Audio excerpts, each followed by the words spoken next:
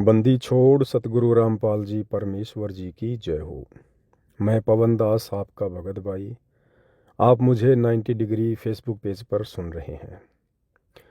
भाई और बहनों, इस फेसबुक पेज 90 डिग्री पर आप भक्ति मार्ग से जुड़े हुए सभी भाई बहनों की शंकाओं का समाधान ज्ञान आधार से होता है।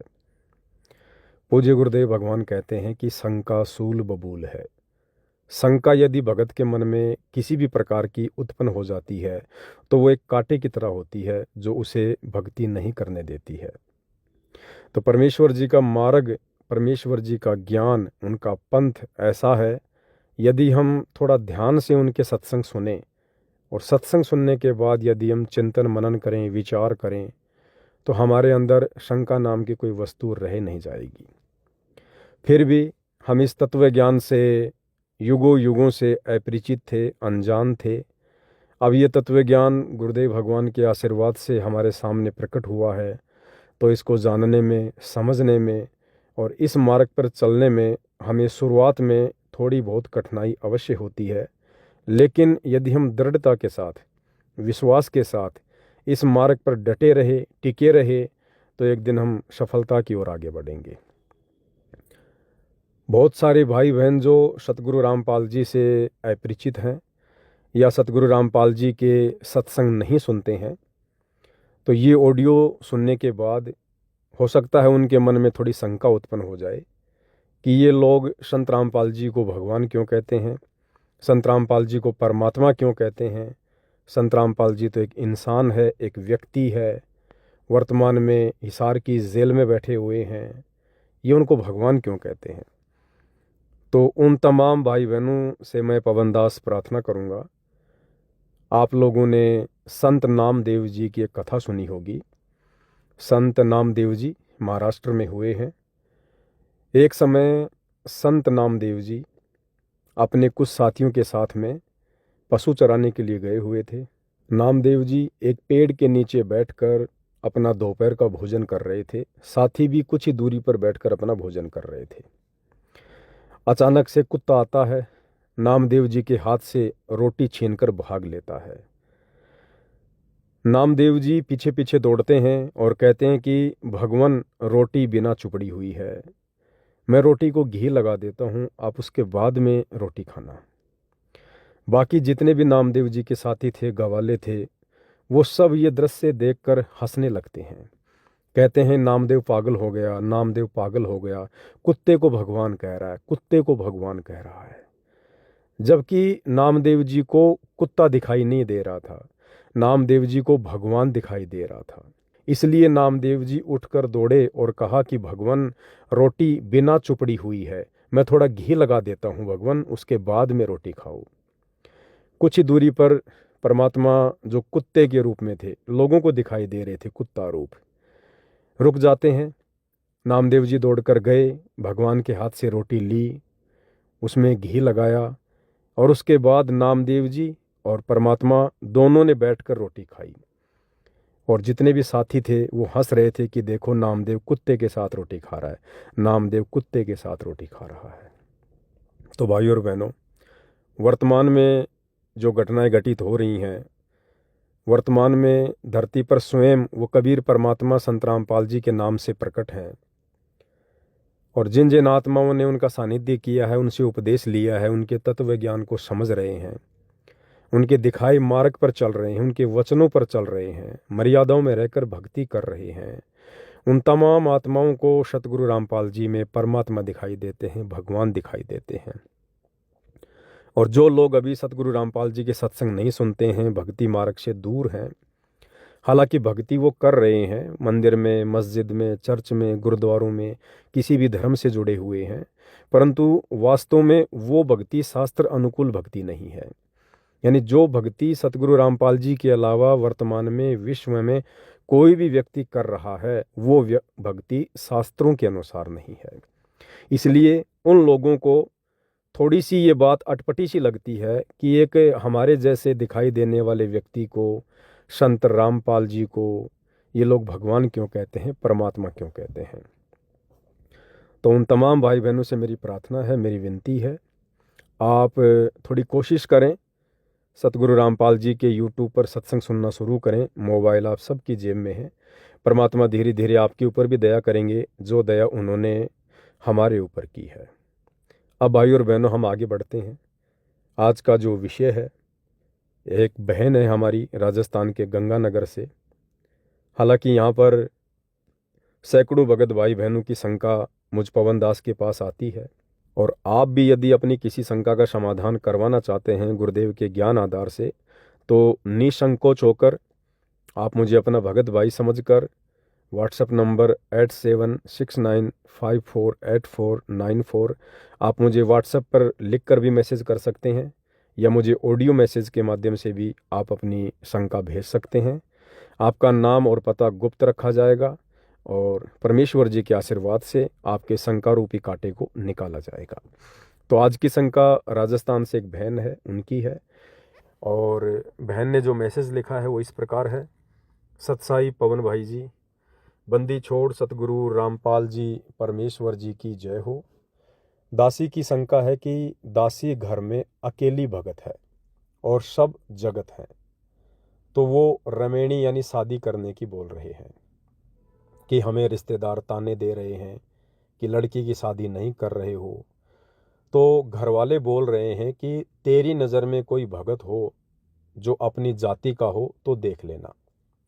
दासी की कोई इच्छा रमेणी की नहीं है, पर घर की परिस्थितियों को देखती हूँ तो लगता है यहाँ भक्ति संभव नहीं है, क्योंकि पापा को लकवा हो गया है, माँ शरीर त्याग चुकी है, अब सिर्फ भाई है जो कि सतगुरु की भक्ति से नाराज है और रिश्तेदारों की ज़्यादा मानता है।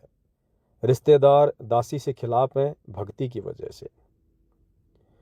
देखो बहन, आगे बहन की शंका और भी है, लेकिन हम थोड़ा जो पॉइंट है, पॉइंट टू पॉइंट हम चलेंगे।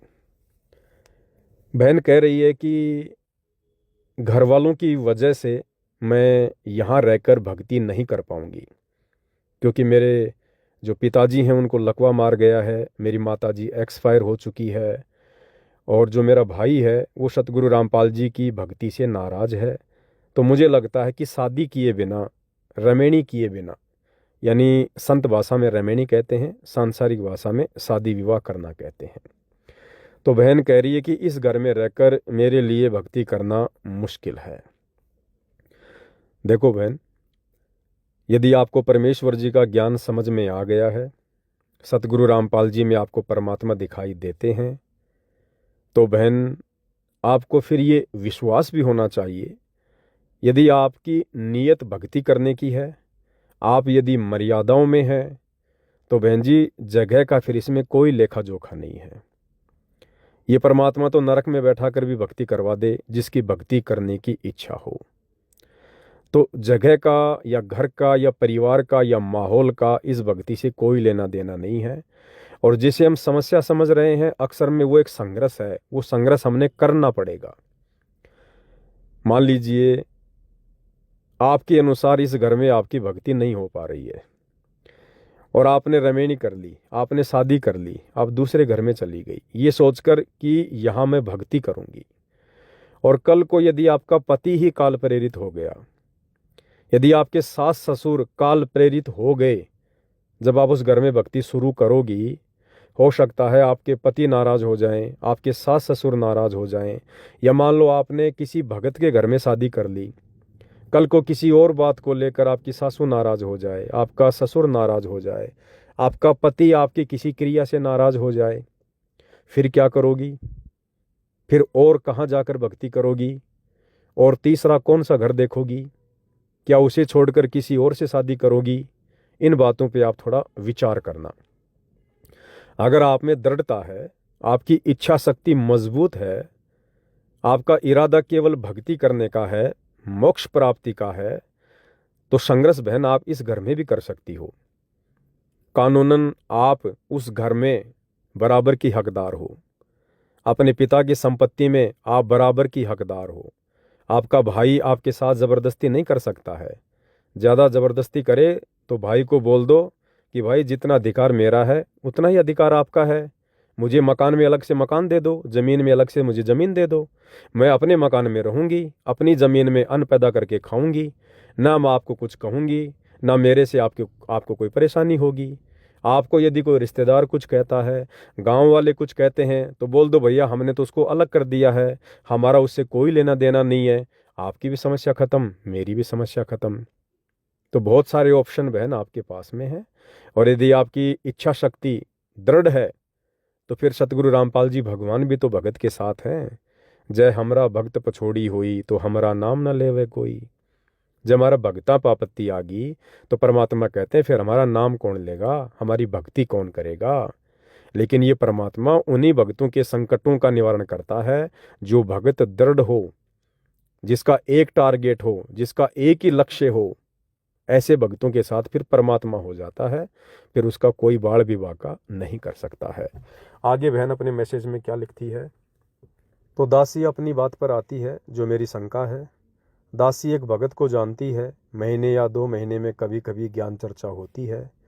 दासी को भगत भाई के विचार सही लगते हैं, पर हमने कभी उनको देखा नहीं है। भगत भाई से दासी ने कहा कि दासी को लगता है रमेणी करनी होगी। तो भगत भाई बोले कि अभी रमेणी के बारे में मत सोचो, परमात्मा को आ जाने दो। भगत भाई कह रहे थे कि दास के घर वाले भी मुझे परेशान कर रहे हैं शादी को लेकर। मेरे छोटे भाई की शादी हो रही है क्योंकि मैंने शादी के लिए मना कर दिया है। फिर दासी ने अपनी बात बताई कि भाई आपकी नज़र में कोई अच्छा भगत हो जो कि दासी को बहन बनाकर रखे और मर्यादाओं में रहता हो तो बताना। तो भाई को लगा कि जो बहन के विचार हैं वही मेरे विचार हैं। तो भगत भाई ने मुझसे रमेणी के लिए कहा तो दासी ने हाँ कर दी। अब बहन आपने जो लिखा है उस आधार से सबसे पहली बात तो ये कि आप कह रही हो कि मेरी एक भगत भाई से ज्ञान चर्चा होती है। तो बहन इसको ज्ञान चर्चा नहीं कहा जाता है, ये तो विषय वासनाओं की चर्चा है। ज्ञान चर्चा में तो केवल परमात्मा की चर्चा होती है, भगवान की चर्चा होती है। ज्ञान चर्चा में तो परमात्मा की महिमा सुन सुन के आंखों से आंसू आने चाहिए, आत्मा गदगद हो जानी चाहिए। भगवान की चर्चा में शादी विवाह की बातें नहीं होती है, विषय वासनाओं की बातें नहीं होती है। भगवान की चर्चा में अपने सुख और दुखों की बातें नहीं होती है। भगवान की चर्चा में तो भगवान की महिमा होती है। तो आपका ये कहना कि मेरी उस भाई से कभी कभी ज्ञान चर्चा होती है, हम इसको ज्ञान चर्चा नहीं कह सकते हैं। और यदि आपने शादी करनी है तो फिर आपने किसी और से जिक्र क्यों करना। आप सीधा सीधा अपने घर में कह दीजिए, अपने भाई से कह दीजिए, अपने पिताजी से कह दीजिए, अपने रिश्तेदारों से कह दीजिए कि ठीक है मैं शादी कर लूँगी, लेकिन आप मेरे पंथ में, जिस पंथ से मैं जुड़ी हुई हूँ, सतगुरु रामपाल जी के पंथ में यदि कोई लड़का है, कोई भगत है, तो मैं विचार करूंगी, आप मेरी बातचीत करवा दीजिए। यदि उनके विचार मेरे विचारों से मेल खाएंगे, मैं उनसे बात कर लूँगी, मुझे पता चल जाएगा कि ये भगत कितना मर्यादा में है, उसके बाद मैं आगे विचार करूँगी। ये बातें आप उनसे भी बोल सकती हैं। लेकिन आपने अपने भगत भाई से रमेणी की बात की, ये बहन ज्ञान आधार से उचित नहीं है। क्योंकि भगत भाई और भगत बहन यदि आपस में बातचीत करते हैं तो उस बातचीत में यदि शादी की बातचीत होती है तो बहन जी फिर वो सतगुरु की महिमा में नहीं आती है। आप कैसे अपने भाई से अपनी शादी की बात कर सकती हो। वो आपका गुरु भाई है, आप उसकी गुरु बहन हो, आप दोनों का गुरु एक है। तो आपका पिता कौन हुआ, आपका गुरु हुआ, और आप दोनों आपके गुरु की नज़र में क्या हुए, भाई बहन हुए। तो भाई बहन भला आपस में कैसे रमेणी की बात कर सकते हैं, कैसे शादी की बात कर सकते हैं। क्या ये मर्यादाओं के विरुद्ध नहीं है। आम समाज में भी भगत भाई बहन या वैसे नॉर्मल जो भाई बहन है जो भक्ति मार्ग में नहीं है, वो भी आपस में इस प्रकार से शादी की बात नहीं कर सकते। एक बहन ने यदि शादी करनी है दूसरी जगह तो भी अपने भाई को नहीं कहेगी, अपने भाई से बात नहीं करेगी कि भाई तू माता पिता से कह के मेरी शादी करवा दे। ये तो आम समाज की मर्यादाओं के भी खिलाफ है। जबकि आप दोनों तो भगत भाई हैं, और जो भक्ति मार्ग में गुरु भाई बहन होते हैं उनका रिश्ता तो सांसारिक जगत में जो सगे भाई बहन होते हैं उनसे भी बढ़कर होता है। तो आपका ये कहना कि हम ज्ञान चर्चा भी करते हैं फिर रमेणी की बातें भी हो जाती हैं, तो बहन ये कहीं ना कहीं मर्यादाओं को लेकर गफलत आप जी कर रहे हो। आपने थोड़ा सा विचार इसके ऊपर करना पड़ेगा। क्योंकि देखो, गुरुदेव भगवान अपने सत्संग में हमें बार बार यही कहते हैं कि बच्चों, यदि आपका संस्कार शादी विवाह का परमात्मा ने पहले से जोड़ रखा है तो उसको तोड़ कौन देगा। समय आने पर आपकी शादी अवश्य होगी जिस भी आत्मा के साथ परमात्मा ने आपका संस्कार जोड़ रखा है। अब भगवान ने कह दिया तो फाइनल है। अब यदि हम किसी से शादी की बात ना करेंगे तो भी हमारी शादी होगी, यदि हम अपने माता पिता से बात नहीं करेंगे तो भी शादी होगी, क्योंकि ये परमात्मा का वचन है। साध वचन पलटे नहीं, पलट जाए ब्रह्मांड।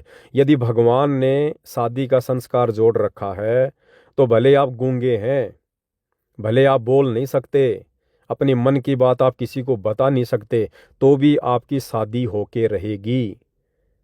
वो परमात्मा कैसे करवाएगा, किससे बात करवाएगा, क्या तरीका अपनाएगा, वो उसकी अपनी मौज है, यदि उसने किसी के साथ संस्कार जोड़ रखा है तो इस आधार से आपने अपने गुरुदेव भगवान के वचनों पर विश्वास करना चाहिए।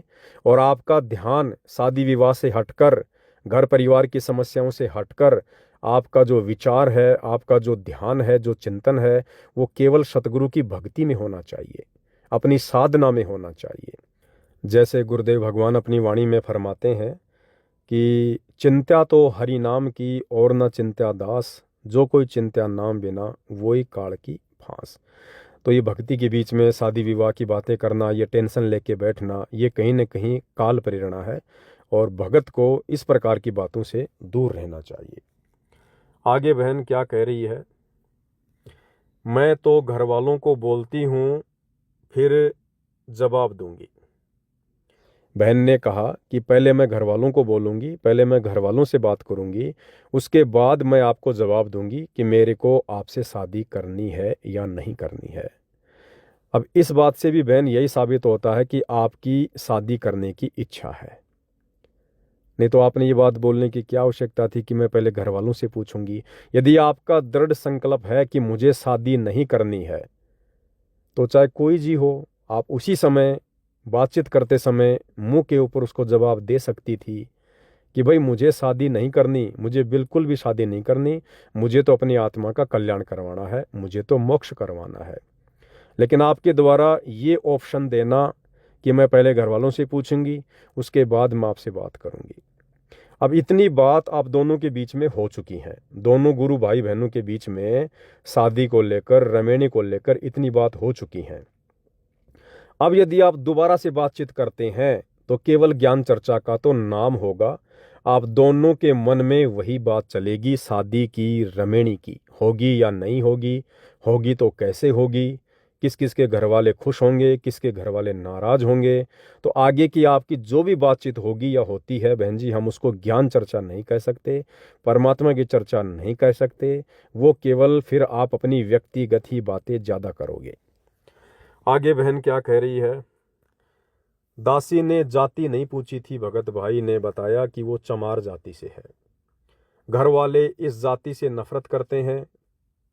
तो मैंने घर में बोला तो घर वाले बोल रहे हैं कि तेरा हमारे से रिश्ता खत्म हो जाएगा यदि इस जाति में रमेणी करेगी तो। कल रिश्तेदार आ रहे हैं, दासी ने सोचा कि ये जाति और धर्म की दीवार टूट जाएगी यदि ये रिश्ता हो गया तो। दासी तो परमात्मा के मिशन के अनुसार चलना चाह रही थी। परमात्मा का मिशन, बहन लिख रही है कि दासी तो परमात्मा के मिशन के अनुसार चलना चाह रही है। बहन जी, ये मिशन परमात्मा का नहीं है जो आप सोच रही हैं, जो आप बता रही हैं। परमात्मा के मिशन में देखो, परमात्मा का सबसे बड़ा मिशन क्या है, इस काल के लोक से हम आत्माओं को सतलोक ले जाना, ये परमात्मा का सबसे बड़ा मिशन है।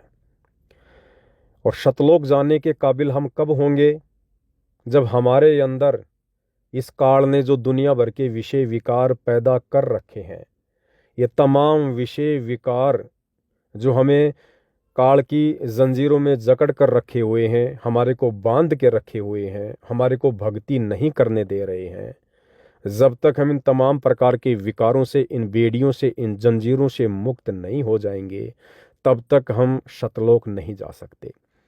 तो परमात्मा का मिशन क्या है? मोक्ष के लिए सबसे पहले इन बेड़ियों को काटना, इन जंजीरों से छुड़वाना। तो शादी विवाह करना इस कबीर परमेश्वर के भक्ति मार्ग में बहन जी उनके मिशन के अंतर्गत नहीं आता है। सृष्टि रचना आपने सुनी होगी, पढ़ी होगी।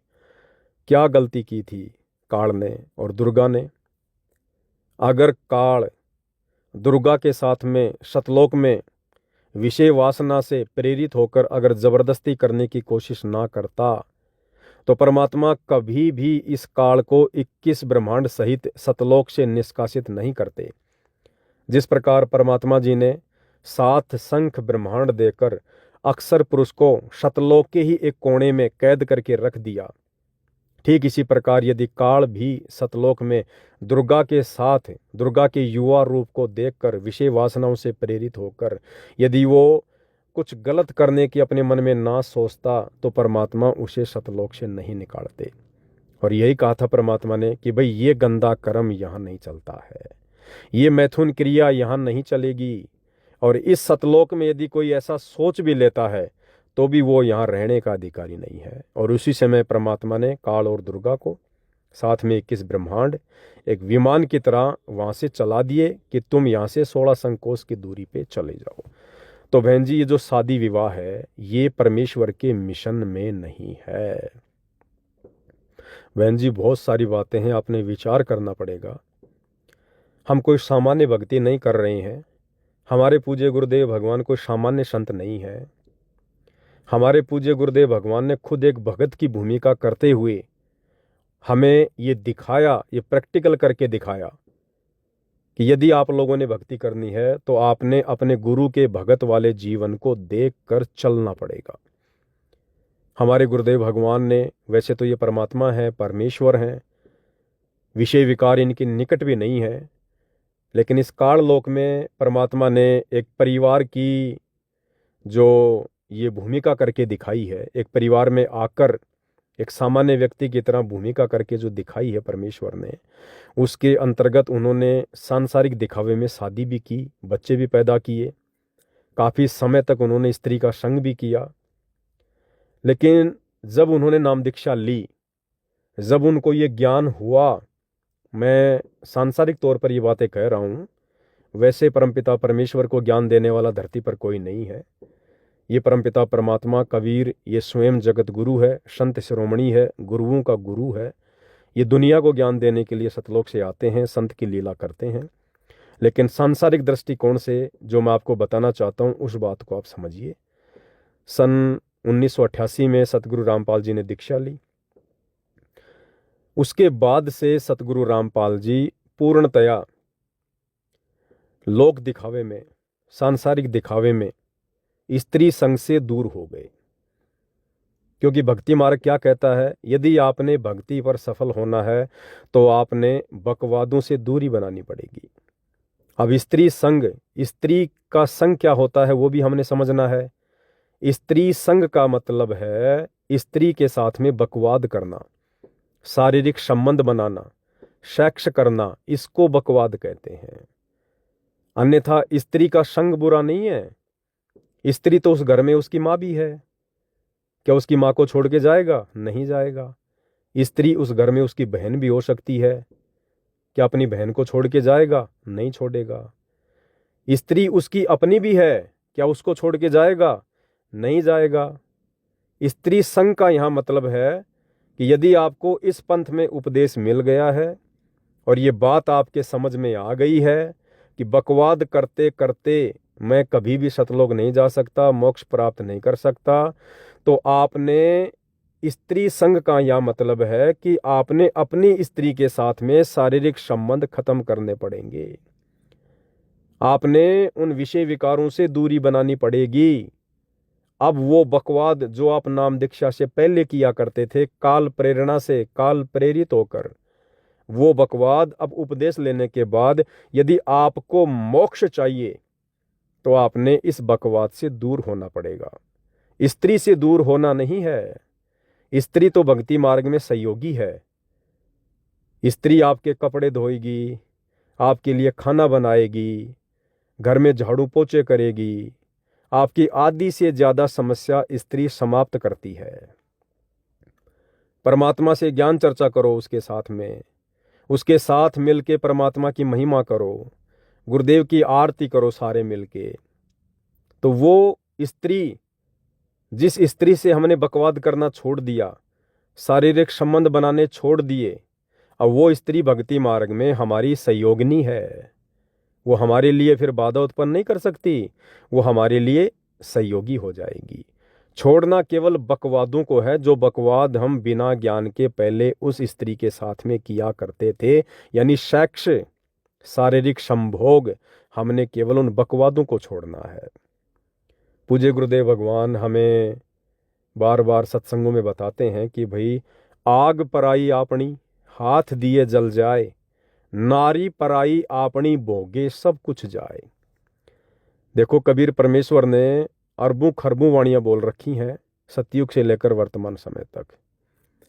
ये परमात्मा यदि हमारे को भक्ति की शुरुआत में ही ये सारे नियम बता दे, ये सारी मर्यादा बता दे कि भाई आपने तमाम मर्यादा निभानी पड़ेगी, अन्यथा आप मोक्ष प्राप्त नहीं कर सकते, तो इन मर्यादाओं को शुरुआत में बिना ज्ञान के पहाड़ जैसी समझकर आप और हम कभी भी इस भक्ति को स्वीकार नहीं करें। इसलिए सतगुरु रामपाल जी परमेश्वर जी, जैसे जैसे हमारा ज्ञान योग खुलता जाता है, हम भक्ति मार्ग पर दृढ़ होते चले जाते हैं, उस आधार से परमात्मा फिर धीरे धीरे हमारे को सूक्ष्म मर्यादाओं के विषय में बताते हैं, समझाते हैं, और सत्संग के माध्यम से परमात्मा संकेत करते हैं। देखो, खुला खुला परमात्मा नहीं कहेंगे कि भाई यदि आपको मोक्ष प्राप्त करना है तो आप स्त्री के साथ में जो बकवाद आप करते हो, जो सेक्स आप करते हो, आपने उससे दूर हटना पड़ेगा। खुल्लम खुल्ला नहीं कहेंगे। इसके बहुत सारे कारण हैं बहन जी। सबसे पहला कारण तो ये है कि इस काल बलि को प्रतिदिन 1 लाख मानव शरीरधारी आत्माओं का भक्षण करने का श्राप किसने दे रखा है? कबीर परमात्मा ने। कबीर परमात्मा इस काल का क्या लगता है? बाप लगता है। तो जिस बाप ने इस काल को रोजाना 1 लाख मनुष्य शरीरधारी स्त्री या पुरुषों को खाने का आदेश दे रखा है, उनके सूक्ष्म शरीर से मरने के बाद वासना निकाल कर खाने का आदेश दे रखा है, तो ये कबीर परमात्मा सतगुरु रामपाल जी आज सीधे सीधे शब्दों में ये क्यों कहेंगे कि भाई आप शादी मत करो, आप बच्चे पैदा करना बंद कर दो? नहीं कहेंगे। अगर बच्चे पैदा करना बंद कर दिए तो फिर इनके उस वचन का क्या होगा जो इन्होंने काल को प्रतिदिन खाने के लिए दिया हुआ है? फिर वो कहाँ से पैदा होंगे? तो ये परमात्मा सीधे सीधे कभी भी नहीं कहेगा। सत्संगों के माध्यम से सतगुरु संकेत करता है। हम रोजाना सुबह सुबह नित्य नियम की वाणी में क्या पढ़ते हैं? अब नित्य नियम क्या है? नित्य नियम आदेश है। सुबह का जो नित्य नियम है, दोपहर की जो आरती है, शाम की जो संध्या आरती है, जो त्रिकाल संध्या हमें सतगुरु रामपाल जी भगवान ने दी है, इनमें जो वाणियां हैं, जो वचन है, ये भगत के लिए सतगुरु की तरफ से आदेश है, आदेश। और क्या कहते हैं गुरुदेव भगवान हमारे को कि कामी क्रोधी लालची इनसे भक्ति न होई, और भक्ति करे कोई सूरमा जाति वर्ण कुल खोए। कामी क्रोधी लालची, इन लोगों से कभी जिंदगी में भक्ति नहीं हो सकती है। भक्ति ना होने का यहाँ तात्पर्य है कि वो भले उपदेश भी ले लें, अपने आप को भगत भी कहलाने लग जाएं, और यदि इन विकारों से वो व्यक्ति दूर नहीं हुआ तो वो व्यक्ति भक्ति को सफल नहीं कर सकता, वो भगत कभी मोक्ष प्राप्त नहीं कर सकता। और तत्वदर्शी संत की शरण में आकर सत भक्ति लेकर और मर्यादाओं में ना रहकर यदि हमने मोक्ष ही प्राप्त नहीं किया तो फायदा क्या फिर भक्ति करने का? आज हम अपने आप को साफ सुथरा करने का प्रयास कर रहे हैं, और यदि सतगुरु की इस भक्ति पर यदि हम दृढ़ता से नहीं लगे, बकवादों से दूर नहीं हटे, मोक्ष नहीं हुआ, फिर हम काल के हत्थे चढ़ेंगे। फिर ये काल हमें इसी प्रकार से जन्म देगा, कहीं राजा बनाएगा, और राजा जनक जैसे बन गए तो ना जाने हजार हजार शादियां करेंगे, अन्य कितनी प्रकार की बकवाद करेंगे। ये फिर से हमारे को उसी स्थिति में लाके खड़ा कर देगा, हमारी अंतरात्मा को मैला कर देगा। तो गुरुदेव कहते हैं कामी, क्रोधी, लालची। कामी यानी जो व्यक्ति काम वासनाओं में उलझा हुआ है उसको कहते हैं कामी व्यक्ति। क्रोधी, जो बात बात पर जो गुस्सा करता है, जो क्रोध करता है, उसको कहते हैं क्रोधी। और लालची यानी जो स्वार्थी व्यक्ति है, बात बात पर जिसके मन में लालच आ जाता है। तो ये तीन परमात्मा ने विकार बताए।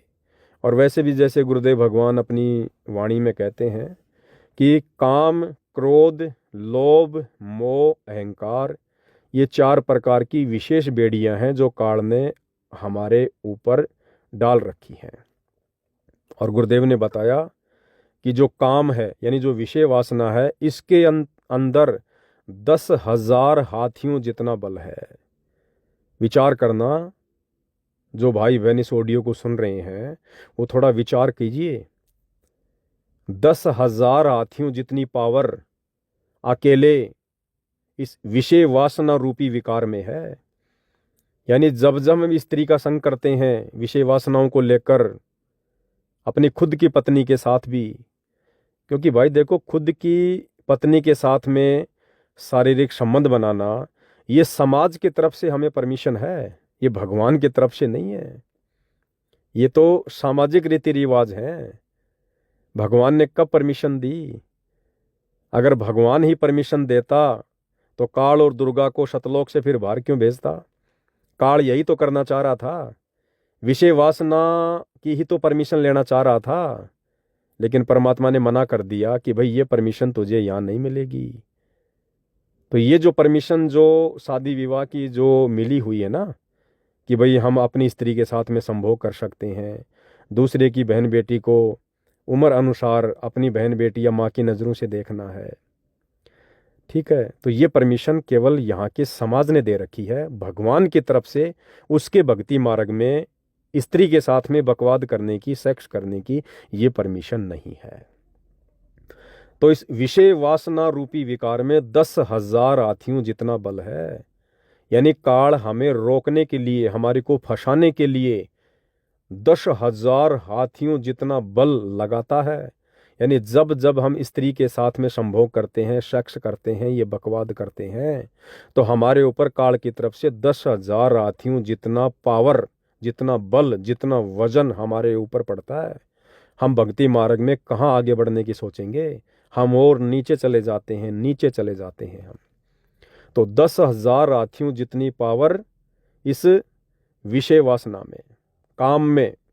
दूसरा है काम और क्रोध, जो गुस्सा है, जो क्रोध है, इस क्रोध में काम वासना से भी ज्यादा हाथियों का पावर है। इसमें 12,000 हाथियों का बल बताया परमात्मा ने। जब जब हम गुस्सा करते हैं तो समझो काल ने 12,000 हाथियों की पावर हमारे अंदर छोड़ दी है, हमारे को दबाने के लिए, हमारे को मिटाने के लिए।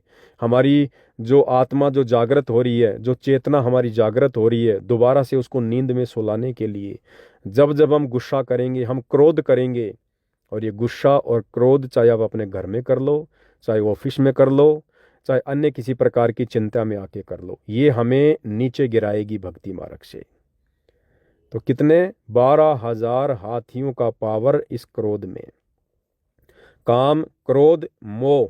तीसरा नंबर किसका है? मोह यानी ममता।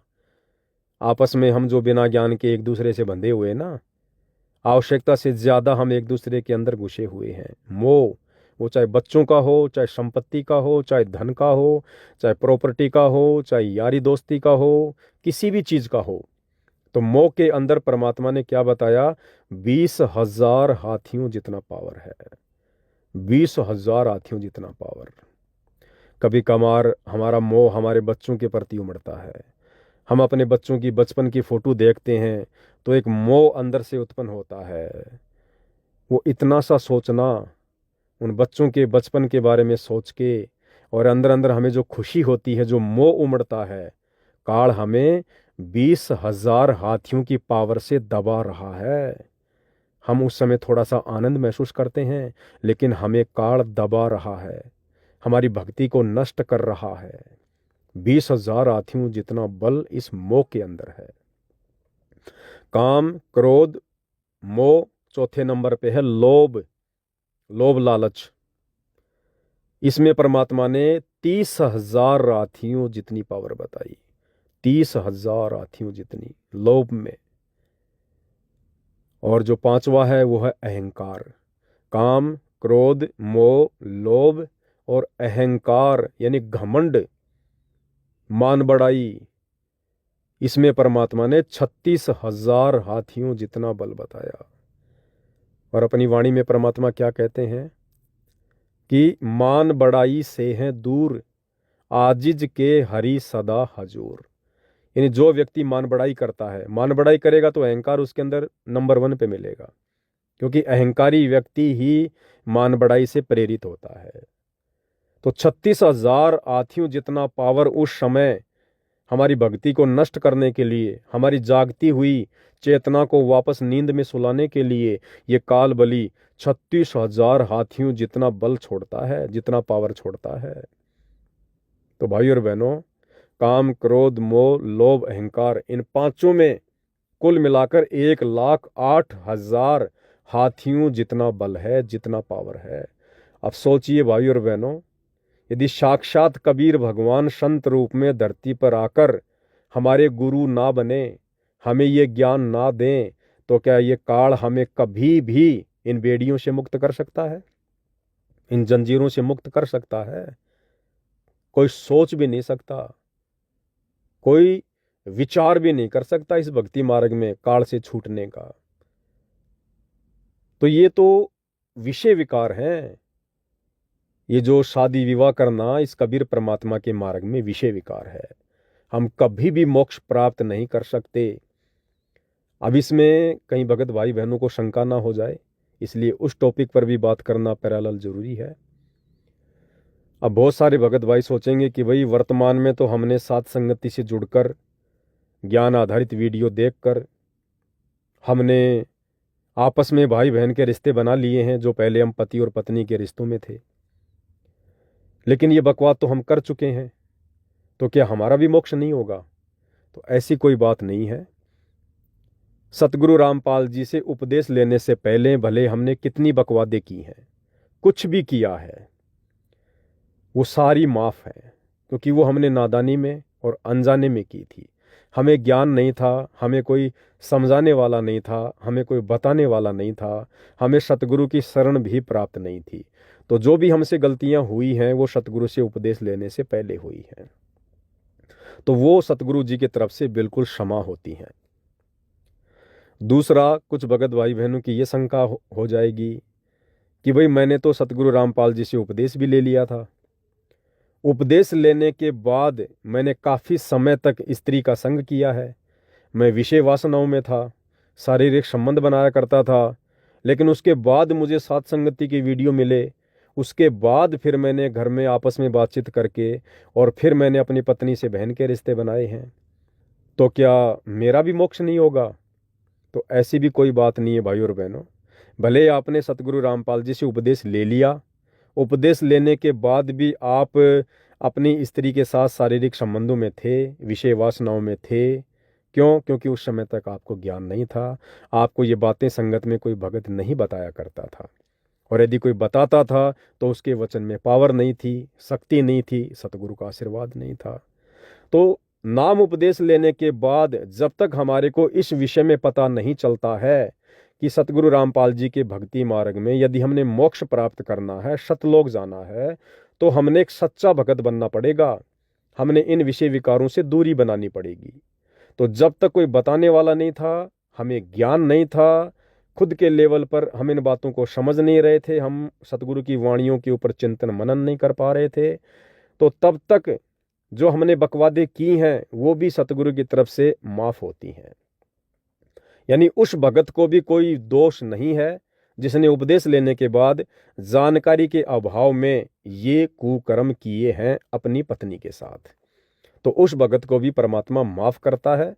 लेकिन जिस दिन से आपको ये बातें सुनने को मिल जाती हैं कि सतगुरु के भक्ति मार्ग में मोक्ष प्राप्ति के लिए क्या क्या कंडीशन है, क्या क्या नियम है, उसके बाद यदि आप इन बकवादों को नहीं छोड़ते हैं, उसके बाद भी यदि आप काल प्रेरित होकर इस प्रकार की गलतियां करते रहते हैं, तो फिर सतगुरु के इस भक्ति मार्ग में भले आप कितनी भक्ति कर लो, कितनी ही मर्यादा निभा लो, आपके अंदर कभी भी वो दृढ़ता उत्पन्न हो ही नहीं सकती।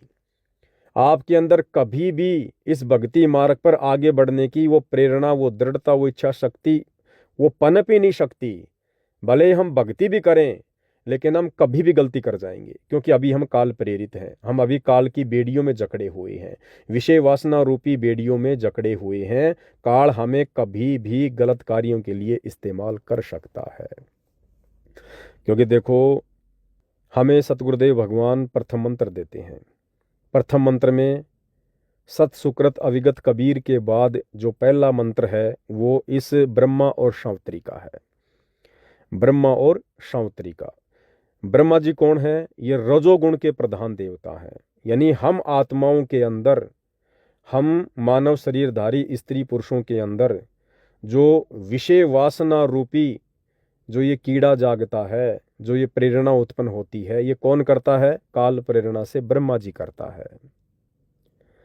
अब हम एक तरफ तो सतगुरु से नाम उपदेश लेकर प्रतिदिन हम ब्रह्मा जी का नाम जाप कर रहे हैं।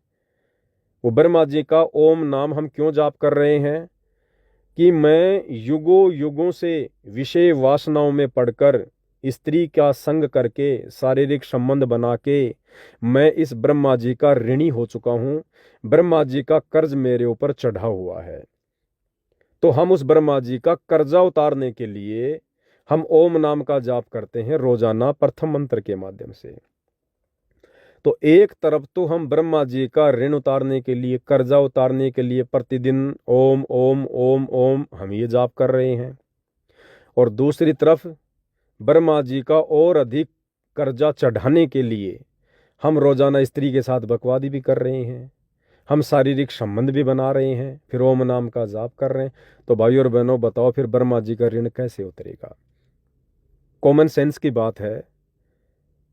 एक व्यक्ति किसी के कर्जे में दबा हुआ है, 1,00,000 रुपए का कर्जा है, और 1,00,000 रुपए का कर्जा उतारने के लिए वो व्यक्ति प्रतिदिन मेहनत करता है, प्रतिदिन वो पैसे जोड़ता है कि मैं इसका कर्जा उतारूंगा। और दूसरी तरफ वो व्यक्ति उससे कर्जा ले भी रहा है, वो व्यक्ति उससे कर्जा ले भी रहा है, या उसकी दुकान से सामान लेकर कर्जा चढ़ा रहा है और मेहनत मजदूरी करके सोच रहा है कि मैं इसका कर्जा उतारूंगा। तो क्या यह संभव है? जब तक आप कर्जा लेते रहोगे आप उसका कर्जा कभी जिंदगी में नहीं उतार पाओगे।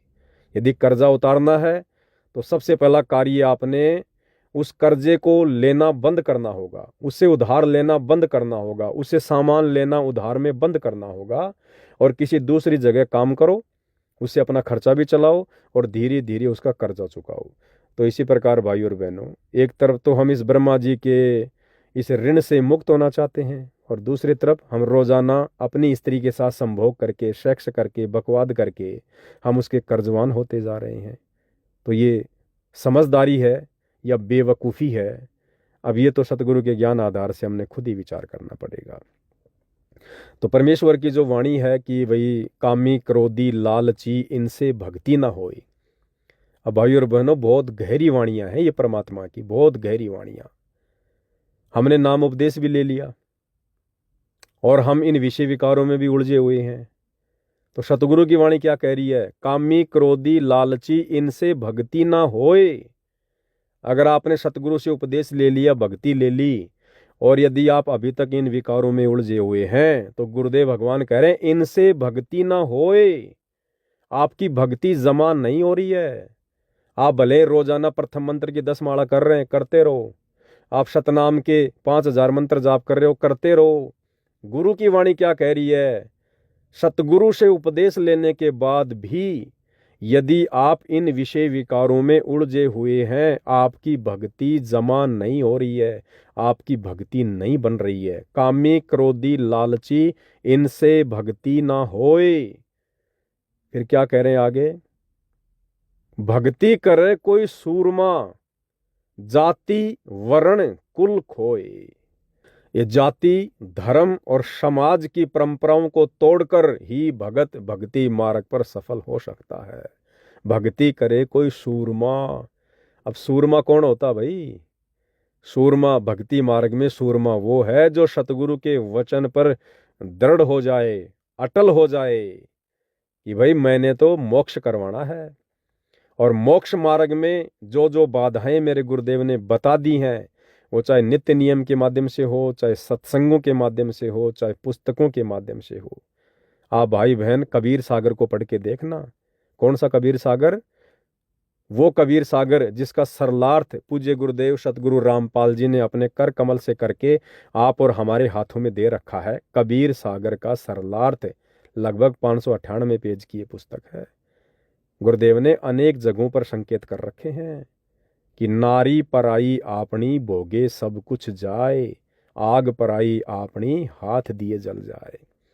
अग्नि चाहे अपने घर की हो चाहे पड़ोसी की हो, अगर उसमें हाथ दोगे तो क्या होगा? अग्नि कभी अपना पराया नहीं देखती है। अगर आग में हाथ दोगे तो भाई वो आपके हाथ को जलाएगी। वो आग चाहे आपकी हो चाहे पड़ोसी की हो। इसी प्रकार परमात्मा कह रहे हैं, नारी पराई आपनी भोगे सब कुछ जाए। स्त्री चाहे आपकी खुद की हो चाहे पड़ोसी की हो। पड़ोसी का मतलब चाहे किसी की भी स्त्री हो या आपकी खुद की स्त्री हो, यदि आपने उसके साथ में संभोग किया तो आपका भक्ति धन नष्ट होगा, बर्बाद होगा, भोगे सर्वस जाए। अब ये सतगुरु की अमर वाणियां हैं, अखंड वाणियां हैं, इनको कोई काट नहीं सकता। इसलिए सतगुरु देव भगवान कहते हैं कि भक्ति करे कोई सूरमा, कि ये सतगुरु का भक्ति मार्ग है, ये पूर्ण मोक्ष मार्ग है। ये यहाँ की 4 मुक्तियों वाला मार्ग नहीं है कि भक्ति करके स्वर्ग चल गए, महास्वर्ग चले गए, किसी देवलोक में चले गए, देवता के बहुत अच्छे नौकर बन गए, फिर क्या करोगे? वापस आना पड़ेगा इसी गंदे लोक में, 84 लाख योनियों में कष्ट भोगने पड़ेंगे, यही बकवादे हमने फिर से शुरू करनी पड़ेंगी, काल का कर्जा चढ़ता जाएगा चढ़ता जाएगा।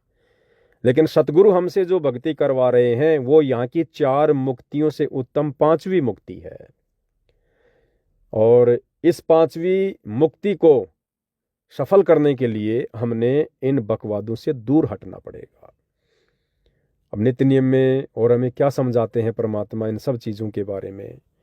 जैसे नित्य नियम में गुरुदेव भगवान की एक वाणी आती है कि जीवित मुक्ता शोक हो आशा तृष्णा खंड, भाई मन के जीते जीत हैं क्यों भर में ब्रह्मांड।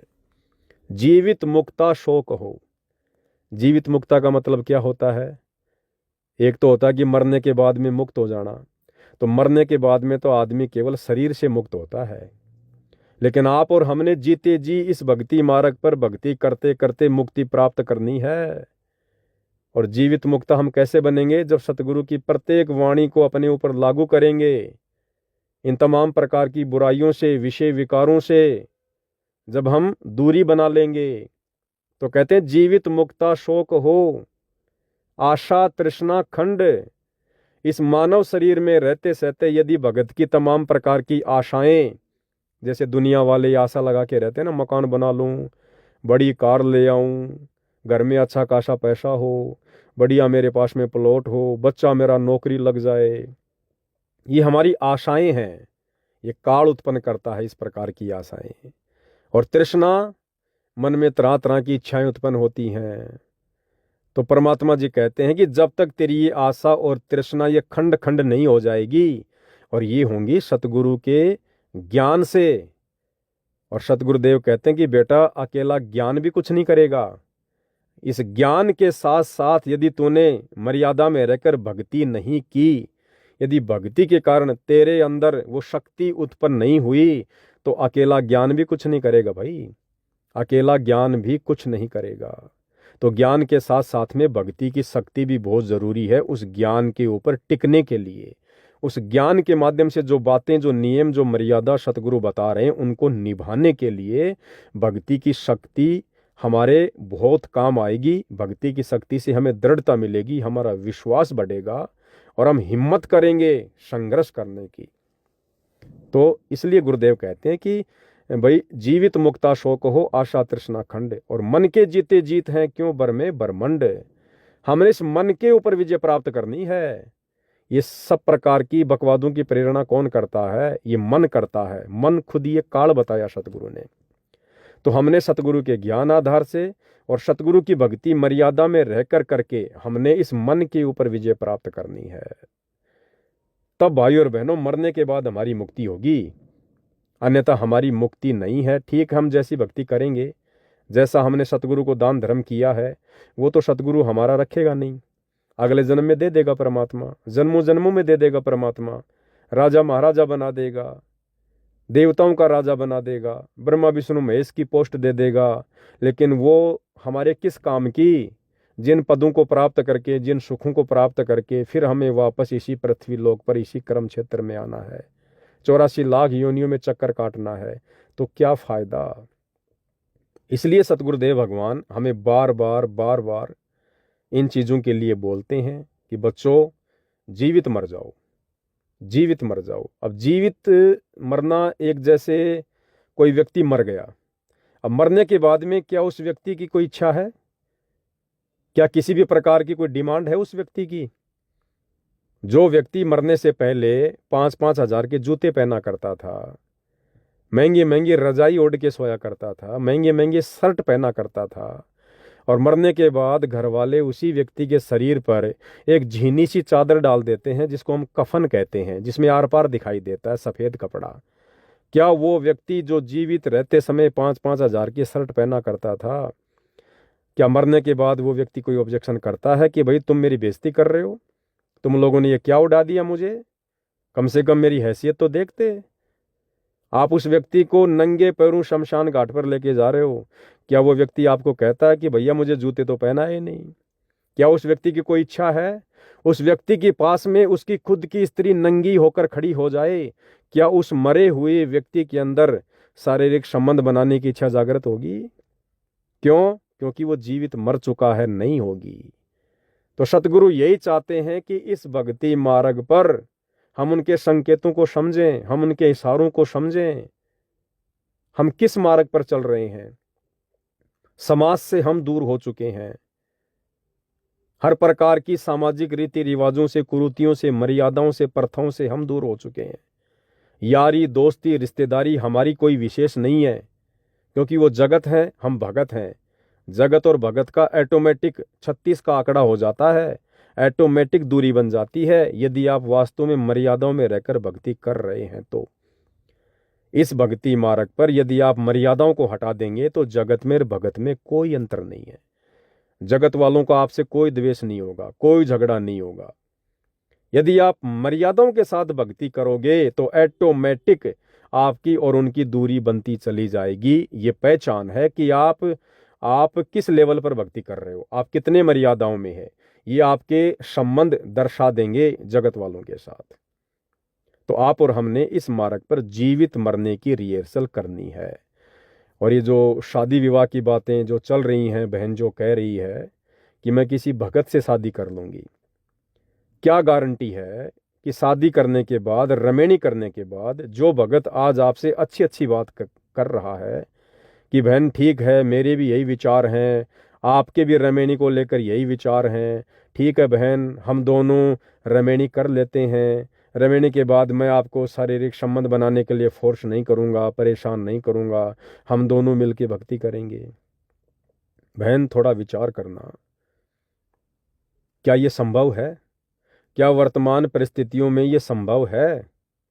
जब आप अपने माता पिता के घर में, जब शादी करने को लेकर जो बात छिड़ गई है, आप मना कर रही हैं, घर वाले कहते कि नहीं शादी करनी पड़ेगी, रिश्तेदार दबाव डाल रहे हैं, लोक लाज का मामला है, समाज का मामला है, जब आप अपने घर वालों से संघर्ष नहीं कर रही, कल को आपने उस भगत से शादी कर ली और महीने 2 महीने बाद काल प्रेरणा से वो भगत आपको दबाव डालने लग गया कि भाई एक बच्चा तो पैदा कर ही लेते हैं, उसके बाद फिर हम शारीरिक संबंध छोड़ देंगे, या वो जबरदस्ती करे आपके साथ में, फिर क्या करोगी बहन? फिर क्या करोगी? जो बहन अपने घर में संघर्ष नहीं कर सकती, वो बहन रमेणी होने के बाद अपने पति से क्या खाक संघर्ष करेगी? अपने सास ससुर के साथ में क्या खाक संघर्ष करेगी? यदि संघर्ष करने की स्थिति उस घर में पैदा हो गई तो संघर्ष ही करना तो बहन अपने माता पिता के घर में कर लो ना। इन्हीं को कह दो ना दृढ़ता के साथ। यदि आपको ज्ञान समझ में आ गया है तो, यदि वास्तव में आपकी शादी करने की इच्छा खत्म हो चुकी है तो, यदि आपको इस बात का पता चल गया है कि सतगुरु रामपाल जी के पंथ में अगर शतलोक जाना है, पूर्ण मोक्ष प्राप्त करना है, तो हमने इन बकवादों से हटना पड़ेगा, मन में भी नहीं आने देना है। तो ये संघर्ष आप अपने घर में कर लो ना। कह दो मुझे शादी नहीं करनी है, नहीं करनी है तो नहीं करनी है, भक्ति मार्ग तो छोड़ो। आम समाज में भी बहुत सारी माता बहनें ऐसी हैं जो शादी नहीं करती हैं, जो भी अपना कार्य करती हैं वो कर रही हैं और नेक नीति ईमानदारी से अपना जीवन यापन करती हैं। तो आप तो भक्ति मार्ग में हो, आपके साथ तो सतगुरु है, आपको हिम्मत देने वाला सतगुरु है, उसका ज्ञान है, आप तो संघर्ष कर सकती हो, आपके साथ तो पल पल सतगुरु है। तो आप अपने घर में संघर्ष नहीं कर पा रही तो भला बाहर आप कैसे संघर्ष कर पाओगी। और बता देता हूं बहन आपको परमात्मा जी के ज्ञान आधार से। जैसे पूज्य गुरुदेव भगवान कई बार सत्संगों में जिक्र करते हैं जगत वालों को समझाने के लिए। जैसे बहुत सारे लोग कहते हैं कि भाई ब्रह्मचारी रहकर ही परमात्मा को पाया जा सकता है, लोग शादियां नहीं करते हैं, घर बार छोड़ जाते हैं। तो इस विषय में सतगुरु रामपाल जी उन जगत वाले लोगों को समझाने की दृष्टि से एक वाणी बोलते हैं कि भाई डेरे डांडे खुश रहो, खुसरे लहना मोक्ष। और ध्रुव प्रहलाद भी पार उतर गए, फिर डेरे में क्या दोष। यानी जो लोग घर बार छोड़ जाते हैं, स्त्री को छोड़ जाते हैं या बाल ब्रह्मचारी रहते हैं, तो उन लोगों को सतगुरु रामपाल जी ध्रुव और प्रहलाद का उदाहरण देते हैं कि भाई तुम लोगों के अनुसार ध्रुव और प्रहलाद की तो मुक्ति हो गई है, तो बताओ ध्रुव प्रहलाद ने कब घर बार छोड़ा, कब अपने माता पिता को छोड़ा। ध्रुव प्रहलाद ने भी शादी की थी, वो भी घरबारी थे, गृहस्थी थे, उन्होंने भी शादी करके बच्चे पैदा किए। तो तुम्हारे अनुसार तो जब ध्रुव प्रहलाद पार हो गए तो नादानो फिर तुम्हारे मोक्ष में क्या दिक्कत है, क्या प्रॉब्लम है, तुम क्यों घर छोड़ के जा रहे हो, तुम क्यों स्त्री से इतनी नफरत करते हो। लेकिन बहन ये बात सिर्फ और सिर्फ गुरुजी उन लोगों को समझाते हैं जो लोग सत भक्ति तो कर नहीं रहे और देखा देखी किसी दूसरे संत महात्मा के विचारों से प्रेरित होकर शादी नहीं करते हैं या फिर घर बार छोड़ जाते हैं, बाल ब्रह्मचारी रहने का दावा करते हैं। ये केवल उन आत्माओं को परमात्मा ने इस सत्संग के माध्यम से कहा है कि भाई ध्रुव प्रहलाद ने भी तो शादी की थी, बच्चे पैदा किए थे, जब उनका मोक्ष हो गया तो तुम्हारा क्यों नहीं होगा। लेकिन तत्व ज्ञान क्या कहता है, तत्व ज्ञान ये कहता है कि ये वाणी केवल उन जगत वाले लोगों को सत भक्ति की तरफ प्रेरित करने के लिए है। असल में ध्रुव प्रहलाद का क्या मोक्ष हो गया। आज हमें इस तत्व ज्ञान आधार से ये पता चल गया ना कि ध्रुव प्रहलाद का मोक्ष नहीं हुआ।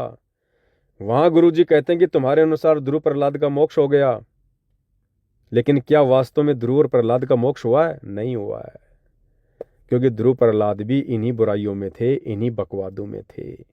उन्होंने तो कई कई शादियां की थी। ध्रुव की खुद की भी शादी हुई, ध्रुव की मौसी का लड़का उत्तम था, वो युद्ध में मारा गया, उसकी जो पत्नी थी उसको भी ध्रुव के साथ में लगा दी। और भी ध्रुव ने अनेकों शादियां की, भगत प्रहलाद ने भी अनेकों शादियां की। क्या वो पार हो सकते थे? क्या वो पार हुए? नहीं हुए। तो ये जो वाणी है गुरुदेव भगवान की कि ध्रुव प्रहलाद भी पार उतर गए, फिर डेरे में क्या दोष। तो ये गुरुदेव उन जगत वालों को समझाने के दृष्टिकोण से कह रहे हैं कि नादानो क्यों घर छोड़ छोड़ के भाग रहे हो, क्यों औरत से इतनी नफरत करते हो। तुम्हारे ध्रुव प्रहलाद पार हो गए, फिर तुम्हें क्या दिक्कत है। लेकिन असल में ध्रुव प्रहलाद पार नहीं हुए। क्यों? क्योंकि उनमें ये सारी कमियां थी, ये सारी बकवाद वो किया करते थे। तीसरी बात, अगर हम थोड़ा सा विचार करें तो चारों युगों में इस पृथ्वी पर कौन पार हुआ है? क्या कोई भगत पार हुआ अभी तक? मैं इस चतुर्युग की बात कर रहा हूं। इससे पहले जितने भी चतुर्युग गए, हर चतुर्युग में एक कलयुग आता है, कलयुग की पिछली पीढ़ी आती है। केवल उस कलयुग की पिछली पीढ़ी में जो भगत आत्माएं पार होती हैं अंत में, उनके अलावा जब ये चतुर्युग शुरू होता है, सतयुग है, त्रेता है, द्वापर है और कलयुग का भी कुछ समय बीत जाता है। क्या कोई पार होता है? कोई पार नहीं होता है। हम इसी चतुर्युग की बात कर लेते हैं। क्या सतयुग में कोई पार हुआ? सतयुग में भी परमात्मा आए थे, सतसुकृत ऋषि के नाम से ज्ञान दिया, वर्षों तक रहे, जैसी भी उस समय लाखों साल की उम्र हुआ करती थी। क्या सतयुग में किसी भी एक आत्मा के पार होने का कोई प्रमाण है जो सतलोक में गया हो, जिसने पूर्ण मोक्ष प्राप्त किया हो? आपको एक भी आत्मा का नाम सुनने को नहीं मिलेगा। सतलोक में अकेला कौन पार हुआ इस गंदे लोक से? केवल कबीर परमात्मा, जो सत सुकृत ऋषि के नाम से आए थे, क्योंकि उन्होंने स्त्री का संग नहीं किया। उन्होंने कभी भी अपने जीवन में ये बकवादे नहीं की। काम, क्रोध, मोह, लोभ, अहंकार, इन विषय विकारों में वो नहीं पड़े। केवल उनका ध्यान 24 आवर भक्ति में रहता था। तो सतयुग में अकेला कौन पार हुआ? केवल कबीर भगवान पार हुआ, जो सत सुकृत ऋषि के नाम से आए हुए थे। भूमिका तो वो भी एक भगत की कर रहे थे। सतयुग में आकर उन्होंने भी अपना गुरु बनाया था। गुरु बनाकर उन्होंने लोक दिखावे में भक्ति की। उन्होंने शादी नहीं की, उन्होंने स्त्री वाली बकवाद नहीं की, जिस कारण से अकेले सतयुग में वही पार हुए। एक उदाहरण छोड़ गए। यदि आप लोगों ने भी, जब कभी आपका भाग्य जागृत हो जाए, तत्वदर्शी संत की शरण मिल जाए, तो आप लोगों ने भी इस भक्ति मार्ग से इन तमाम प्रकार की बकवादों से पीछा छुड़वा कर मोक्ष प्राप्त करना है। त्रेता युग में वही कबीर परमात्मा मुनिंदर ऋषि के नाम से आए। उसी प्रकार से उन्होंने लीला की। एक कमल के विकसित फूल पर शिशु रूप में प्रकट हुए, एक निसंतान दंपत्ति उठाकर अपने घर ले गए। फिर बड़े होकर परमात्मा ने गुरु धारण किया। फिर उन्होंने भक्ति की, भगत बनकर लोगों को संदेशा दिया, गुरु बनकर। त्रेता युग में अकेला कौन पार हुआ? केवल कबीर परमात्मा पार हुए। उनके अलावा पूरे त्रेता युग में किसी के भी पार होने का कोई प्रमाण नहीं है। क्यों? क्योंकि जितने भी उनके शिष्य बने, वो बकवादों से पीछे नहीं हटे। कोई न कोई विकार उनको घेर के रखता था, पार नहीं हो पाए। फिर द्वापर युग में वही कबीर परमात्मा करुणा में ऋषि के नाम से आते हैं। उसी प्रकार से कमल के फूल पर आते हैं, निसंतान दंपत्ति उठाकर ले जाती है, बड़े होकर गुरु बनाते हैं, ज्ञान प्रचार करते हैं, भगत की भूमिका करते हैं। क्या पूरे द्वापर युग में करुणा में ऋषि के अलावा एक भी आत्मा के पार होने का कोई प्रमाण है? कोई आत्मा पार नहीं हुई, क्योंकि हम सब किसी न किसी विकार में जकड़े हुए थे। फिर कलयुग में वही कबीर परमात्मा अपने वास्तविक नाम, अपने वैदिक नाम कबीर देव के नाम से आया, जिन्हें हम कबीर दास कहते हैं। क्या उस समय जो कलयुग का प्रथम चरण था, 650 साल पहले का, 64 लाख उनके शिष्य हुए। कबीर जी ने खुद एक भगत की भूमिका करके दिखाई। पंडित रामानंद जी को अपना मुंह बोला गुरु बनाया। क्या अंत में कबीर जी के अलावा कोई सतलोक गया? 64 लाख में से एक भी भगत नहीं गया, नहीं जा पाया। क्यों? क्योंकि हम किसी न किसी विकार में उलझे हुए थे। और जब तक हम इस भक्ति मार्ग पर अपने गुरु के पद चिन्हों पर चलते हुए उनके जैसे नहीं बन जाएंगे, जैसे गुरुदेव कहते हैं कि जीव कभी पीव नहीं हो सकता, पीव यानी परमात्मा, लेकिन परमात्मा जैसे गुण उसने अपने अंदर धारण करने पड़ेंगे। परमात्मा काम, क्रोध, मोह, लोभ, अहंकार से दूर होता है। आप और हमने भी दूर हटना पड़ेगा, अपने अंतरात्मा को साफ करना पड़ेगा। तो 650 साल पहले 64 लाख में एक भी भगत पार नहीं हुआ। अकेले कबीर परमात्मा ही सतलोक से आए थे और अकेले कबीर परमात्मा ही भक्ति करके दिखा के वापस सतलोक गए, मगर से शरीर, और कोई नहीं जा पाया। यही कारण था क्योंकि हम उनके जैसे नहीं बन पाए। कीट न जाने भृंग को, यूं सतगुरु कर ले आप समान, गुरु को कीजिए दंडवत कोटि कोटि प्रणाम। क्योंकि हम सतगुरु के जैसे नहीं बन पाए, हम अपनी आदतों को नहीं सुधार पाए, हम उनके वचनों पर, उनकी वाणियों पर, उनकी शिक्षाओं पर अमल नहीं कर पाए, हम अपने आप को इन बुराइयों से दूर नहीं कर पाए। आज इस कलयुग की बिचली पीढ़ी में वही कबीर भगवान, वही कबीर परमात्मा खुद आया हुआ है। आज भी यदि हम वही गलती करेंगे जो गलती हम युगों युगों से करते आ रहे हैं, कैसे पार होंगे? हो ही नहीं पाएंगे। इसलिए दास की ये विनती है, दास का ये निवेदन है गुरुदेव के ज्ञान आधार से, कि हम जिस भक्ति मार्ग पर चल रहे हैं, ये भक्ति मार्ग दुनिया के भक्ति मार्ग से अलग है। दिन और रात का अंतर है। जिस प्रकार झूठ में और सच में कितना अंतर होता है, सफेद में और काले में कितना अंतर होता है, कौड़ी में और सोने में कितना अंतर होता है, इतना अंतर इस कबीर परमात्मा सतगुरु रामपाल जी के पंथ में अन्य पंथों को यदि हम तुलनात्मक रूप से देखें तो इतना अंतर है। तो आप और हमारी क्रिया, आप और हमारे नियम, हमारी मर्यादा, ये टोटली सामाजिक लोगों से या जगत के लोगों से भिन्न है। हमने समाज को देख के इस भक्ति मार्ग पर नहीं चलना, हमने अनुपदेशी रिश्तेदारों को देखकर इस मार्ग पर नहीं चलना, हमने समाज की व्यर्थ की परंपराओं को, कुरीतियों को, रीति रिवाजों को देखकर नहीं चलना है। यदि हम अपने सतगुरु को देखकर चलेंगे, उनकी शिक्षाओं पर चलेंगे, तो हमारा जगत से ऑटोमेटिक 36 का आंकड़ा हो जाएगा, 36 का। हम उनको फूटी आंख भी नहीं सुहाएंगे, फूटी आंख भी। जिस प्रकार पहले के समय में जातिवाद कितना भयंकर फैला हुआ था, ये ब्राह्मण लोग, ये पंडित लोग शूद्रों को अपने निकट भी नहीं बैठने दिया करते थे। ठीक यही स्थिति यदि कोई भगत ब्राह्मण जाति से है, क्षत्रिय जाति से है, और यदि वो अपने गुरु के प्रत्येक वचन पर दृढ़ता से चल रहा है, तो ब्राह्मण जाति का होने के बावजूद भी समाज के अन्य वर्ग के लोग, चाहे वो दलित वर्ग है, शूद्र वर्ग है, वो लोग भी, जो लोग सतगुरु रामपाल जी की भक्ति से दूर हैं, और जो भगत सतगुरु रामपाल जी का, चाहे वो ब्राह्मण जाति का है, अगर वो सतगुरु रामपाल जी की प्रत्येक मर्यादाओं में रहकर भक्ति कर रहा है, तो वर्तमान में वो शूद्र जाति के समझे जाने वाले लोग भी सतगुरु रामपाल जी के ब्राह्मण जाति के भगत से उतनी नफरत करेंगे, उतनी ही ईर्ष्या करेंगे अज्ञानता में। ये 36 का आंकड़ा ऑटोमेटिक हो जाएगा। 36 के आंकड़े का मतलब है आपकी और उनके विचार दूर दूर तक मेल नहीं खाएंगे। जिस प्रकार गधे और गाय की जो क्रिया होती है, जो स्वभाव होता है, उसमें रात और दिन का अंतर हो जाता है। तो ये स्थिति उस भगत की हो जाएगी जो वर्तमान में सतगुरु रामपाल जी से उपदेश लेकर उनकी प्रत्येक मर्यादाओं में चल रहा होगा। और वही यदि आप भगत हैं और आपके रिश्तेदार भी आपसे खुश हैं, आपके दोस्त भी आपसे खुश हैं, आपके अन्य जो गवांडी हैं, भाई हैं, आसपास के गांव के लोग हैं, सामाजिक लोग भी आपसे खुश हैं, तो समझ लीजिए आप भक्ति के निकट भी नहीं हैं, आप सतगुरु की मर्यादाओं में नहीं हैं।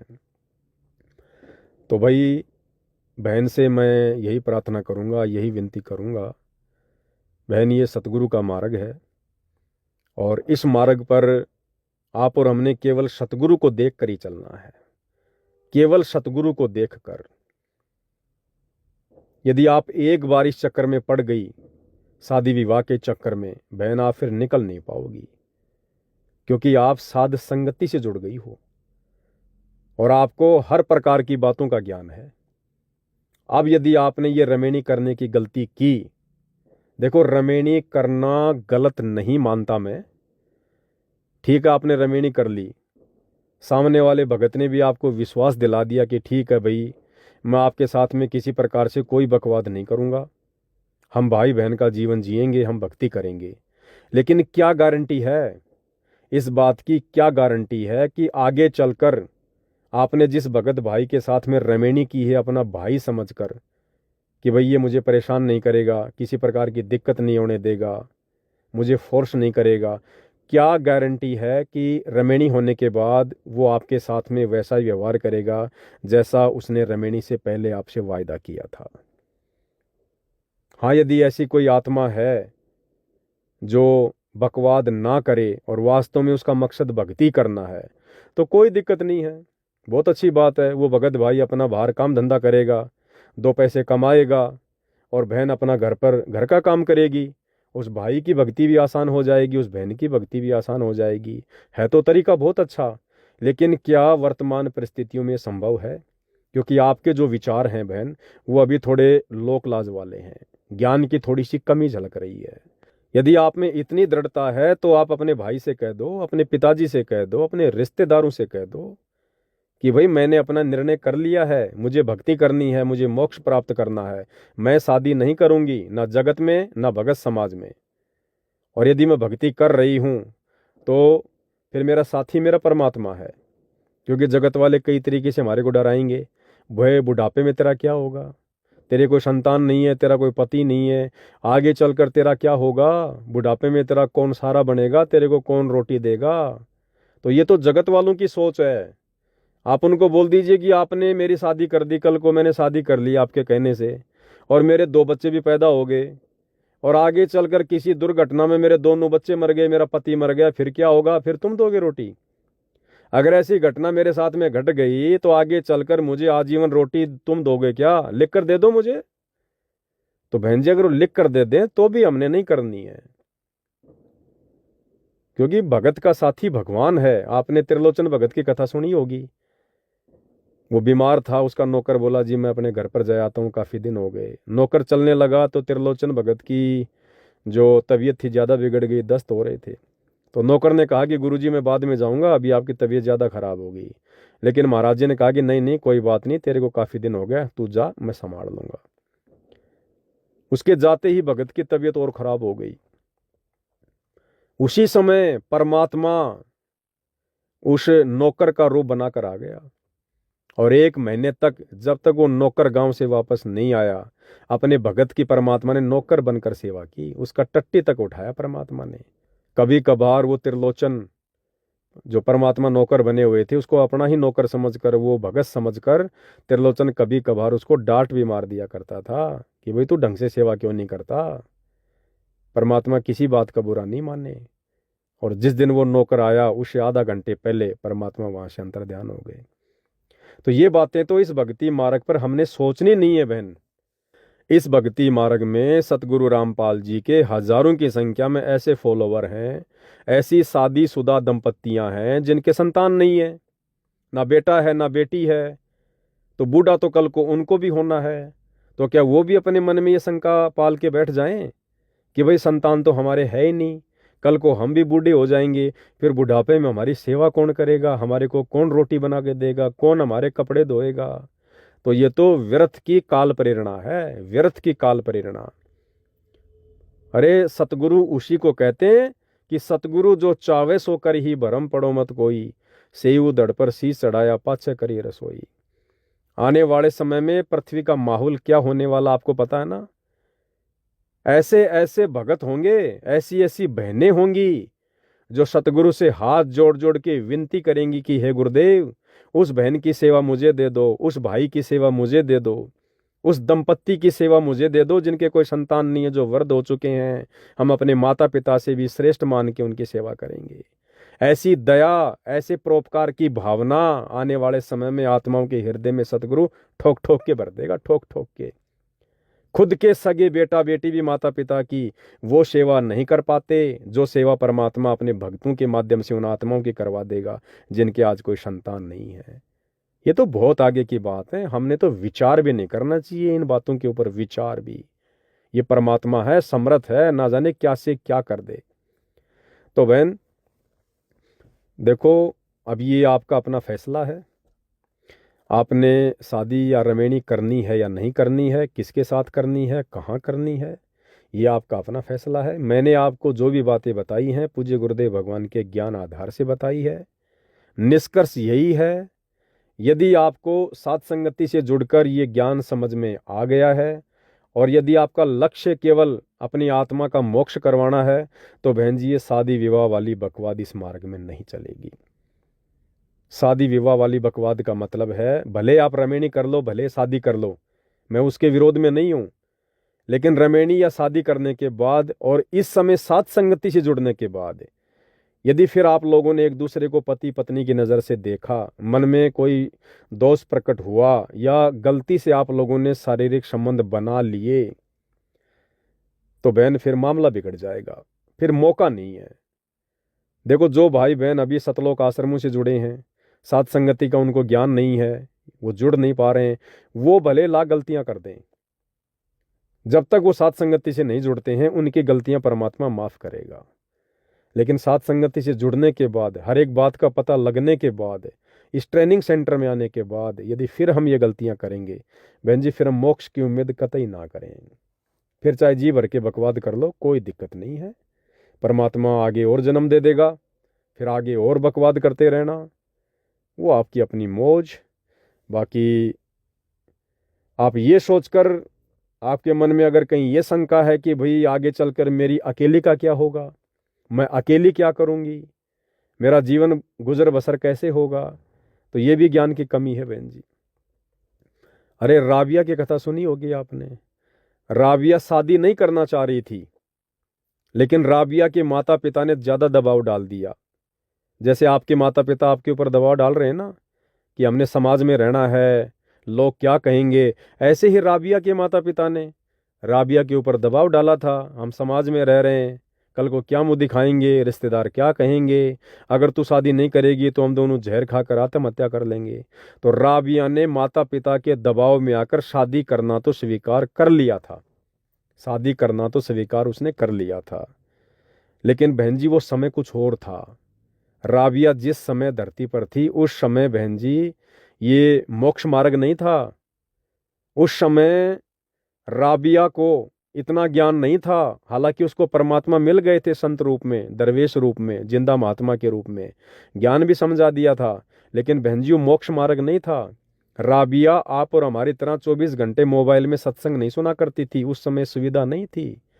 लेकिन फिर भी उस लड़की ने बहुत हिम्मत की, लेकिन लास्ट में माता पिता ने ज्यादा दबाव दे दिया, तो लड़की ने सोचा कि इनकी आत्महत्या का पाप मुझे लगेगा। ये सोचकर उसने माता पिता को हाँ कर दी कि ठीक है मैं शादी कर लूंगी। लेकिन आज राबिया वाला समय थोड़ी है। आज तो सतगुरु ने ठोक ठोक के तत्व ज्ञान दे दिया, भक्ति मार्ग खोल के रख दिया, गुण अवगुण सब कुछ बता दिए, हम कहाँ मार खा सकते हैं, कहाँ काल हमें डिगा सकता है, हमने क्या क्या सावधानियां बरतनी है। आज परमात्मा ने मूल ज्ञान देने में, सार ज्ञान देने में कोई कमी नहीं छोड़ी है। आज हम राबिया जैसी गलती नहीं कर सकते कि माता पिता के दबाव में आ जाएंगे, समाज के दबाव में आ जाएंगे। और राबिया ने शादी कर ली। शादी करने के बाद अपने पति को कह दिया कि मैं आपके साथ में पति पत्नी संबंध में नहीं आ सकती, अगर आप मेरे साथ जबरदस्ती करोगे तो मैं अपनी आत्महत्या कर लूंगी। तो राबिया ने भी शारीरिक संबंध नहीं बनाए, तो राबिया को कोई संतान भी उत्पन्न नहीं हुई।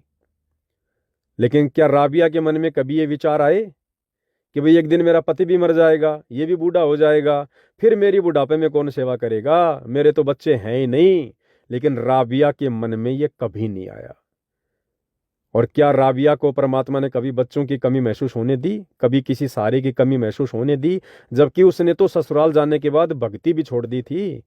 जो थोड़ी बहुत भक्ति परमात्मा ने उसको दी थी, बीच बीच के 5 मंत्र दिए थे, राबिया ने तो वो मंत्र करना भी छोड़ दिए थे। फिर बाकी जो मुसलमान धर्म के काजी मुल्ला थे उनके संपर्क में आ गई, तो फिर वो मुसलमान धर्म की जो परंपरागत साधना थी वही राबिया करने लग गई थी। उसके बावजूद भी सतगुरु ने फिर उसको संभाला कि नहीं संभाला? मरने के बाद भी संसार में उसका नाम कर दिया सतगुरु ने। मक्का उठ के आ गया उसके लिए जब वो हज करने जा रही थी। तो बहन जी ऐसा ही उन आत्माओं के साथ में होगा जिन आत्माओं का वर्तमान में सतगुरु रामपाल जी के यथार्थ 13वें कबीर पंथ से जुड़कर लक्ष्य केवल मोक्ष प्राप्ति का होगा। और यदि वो आत्माएं शादी विवाह नहीं करती हैं, वो आत्मा यदि शादी विवाह नहीं करती हैं, तो अंत में परमात्मा उन आत्माओं को भी किसी सहारे के मोहताज नहीं रहने देगा। अपनी आत्मा के लिए परमात्मा ना जाने क्या से क्या कर देगा। अरे विचार करो बहन जी, सतगुरु हमें भक्ति क्यों दे रहे हैं, क्यों करवा रहे हैं, ज्ञान क्यों दे रहे हैं? ताकि हम संस्कारों से पीछे हटें। हमने जबरदस्ती के संस्कार बढ़ा रखे हैं, तो संस्कारों को सतगुरु घटाना चाहता है। अब आप रमेणी करोगी और रमेणी करते ही आपका संस्कार एक नई आत्मा के साथ में जुड़ गया। आप जिस भी भगत के साथ में शादी करोगी वो सांसारिक दिखावे में आपका क्या हो गया? पति हो गया, यानी आपका उसके साथ में एक रिश्ता जुड़ गया। तो बताओ बहन जी, आप संस्कार घटा रही हो या संस्कारों को बढ़ा रही हो? आपने रमेणी कर ली, उसके बाद आपके संतान हो गई, संतान होते ही आप संस्कार घटा रही हो या बढ़ा रही हो? आपको नए सास ससुर मिलेंगे, बताओ ससुराल में जाकर आप संस्कार घटा रही हो या आप जी बढ़ा रही हो। 20 प्रकार के आपके रिश्तेदार बन जाएंगे रमेणी होते ही, ऑटोमेटिक। जिस प्रकार बच्चा घर में जन्म लेता है, जन्म लेते ऑटोमेटिक उसके 20 रिश्तेदार हो जाते हैं। कोई मामा हो जाता है, कोई फूफा हो जाता है, कोई ताऊ हो जाता है, सगा। ऐसे ही जब आप रमेणी करोगी आपके कितने रिश्तेदार जुड़ जाएंगे ऑटोमेटिक। आपके पति, आपके सास ससुर, आपके देवर, आपकी देवरानी, आपके जेठ, आपके जेठानी हैं, और आपके दुनिया भर के रिश्तेदार ऑटोमेटिक वो आपके सगे हो जाएंगे। ये मेरी सगी भाभी, ये मेरी सगी बहू, ये मेरी सगी फलाना। अरे हम संस्कारों को ये भक्ति करके घटाएंगे या बढ़ाएंगे? आप कितने संस्कार जोड़ लोगे आप? तो हमने तो संस्कार घटाने हैं, बढ़ाने थोड़ी हैं। परमात्मा संस्कार घटाने के लिए भक्ति देता है, बढ़ाने के लिए नहीं देता है। तो बहन जी इन तमाम बातों पे विचार कर लो। देखो मैं अंत में फिर आपसे कहूंगा, क्योंकि ये परमात्मा ने जो ऑडियो संदेश शुरू करवाए हैं ये आप और हमें बहुत ज़्यादा हिम्मत देंगे, हमारे को दृढ़ता देंगे इस भक्ति मार्ग पर। मैं पवन दास, शादी से पहले मैंने बहुत बकवादे की। शादी से पहले तो मैं नहीं कह सकता, क्योंकि मेरी शादी होने से पहले तो मेरी उम्र भी इतनी ज़्यादा नहीं थी, मेरा बाल विवाह हुआ था। तो उससे पहले तो मैंने ऐसी कोई विशेष बकवाद नहीं करी। लेकिन मन में जो गंदगी थी वो तो देखो रहती ही है, कुदृष्टि वगैरह ये सब कुछ था जो भी होता है एक नॉर्मल व्यक्ति के अंदर। शादी हो गई, शादी होने के बाद फिर मैं जयपुर आ गया पढ़ने के लिए। यहाँ मैंने फिर काफ़ी बकवाद की। मैंने इस बात का जिक्र मैंने अपने एक वीडियो में भी किया हुआ है। फिर मेरे 2 संतान हुई, दोनों लड़के हुए। लड़के बड़े हो गए और इस भक्ति में आने के बाद में, और जब से परमात्मा ने साथ संगति से जोड़ा है, तो मैं तो यही संदेश दे रहा हूँ सबको कि भैया संस्कार घटाने हैं, बढ़ाने नहीं हैं। और जो व्यक्ति काम, क्रोध, मोह, लोभ, अहंकार में जकड़ा हुआ वो मोक्ष प्राप्त नहीं कर सकता। तो ये संदेश से मेरे बच्चे भी सुनते हैं, सभी सुन रहे हैं। तो मैंने तो घर में कह दिया था कि भाई देखो मैं तो आप लोगों की रमेणी करूंगा नहीं, क्योंकि मैं तो अपने सतगुरु के वचन पर चलता हूं। और मेरे सतगुरु ने क्लियर कर रखा है, यदि बच्चे के भाग में रमेणी लिखी है, कोई संस्कार किसी लड़की के साथ में जुड़ा हुआ है, तो वो माता पिता के ना चाहते हुए भी संस्कार पूरा होगा। तो मैं तो अपने सतगुरु के वचन पे दृढ़। तो मैंने तो कह दिया भैया देखो मैं तो ना किसी से तुम्हारी रमेणी की बात करूंगा। अन्यथा तो बहुत सारे भक्तों की इच्छा थी कि भाई पवन भगत जी के घर में हम अपनी बेटी को दे दें। बड़ा अच्छा परिवार है, संस्कारी परिवार है, सब लोग भक्ति करते हैं, सारे भक्ति से जुड़े हुए हैं। या मैं पवन दास किसी भी भगत भाई को ये बात बोल दूं जिसकी लड़की शादी के योग्य है, वो मना नहीं करने वाला था। लेकिन मैंने कभी किसी के सामने जिक्र नहीं किया। और इस बात के चलते, थोड़े बहुत भय के चलते, सामने वाले ने भी मेरे से कोई जिक्र नहीं किया कि पवन भगत जी तो दिन रात ये संदेशा देते हैं कि भाई इन बकवादों से दूर हटो, तो हम भला इनसे कैसे बातें करें। तो मैंने तो ठान लिया था और मैंने बच्चों को भी बोल दिया था भैया देखो मैं कोई बातचीत नहीं करूंगा। लेकिन अब मेरे लड़के का, मेरे बड़े लड़के का संस्कार जुड़ा हुआ था भाई, परमात्मा की कहावत यहां सिद्ध हो गई। वो अपना ऑनलाइन, जैसे भी आजकल आप देखते हो सोशल मीडिया के ऊपर, जो है किसी लड़की से संपर्क हो गया, आपस में इनकी बातचीत चल रही थी, मुझे इन बातों का पता नहीं है। वो लड़की भगत समाज से नहीं है, वो जगत से है। इनका आपस में कोई बातचीत हो रही थी। तो ऐसे ही एक समय लड़के ने मेरे से बोलना भी चाहा, लेकिन मैंने उसकी बात को अनसुना कर दिया।